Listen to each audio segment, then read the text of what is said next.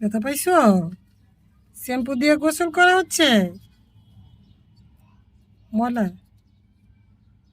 পোকা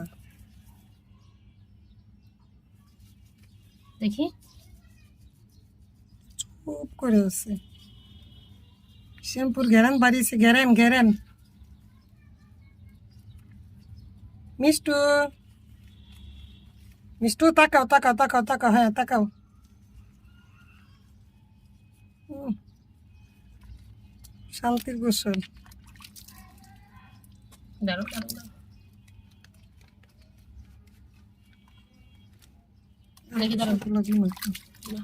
এই, দাঁড়াও দেখি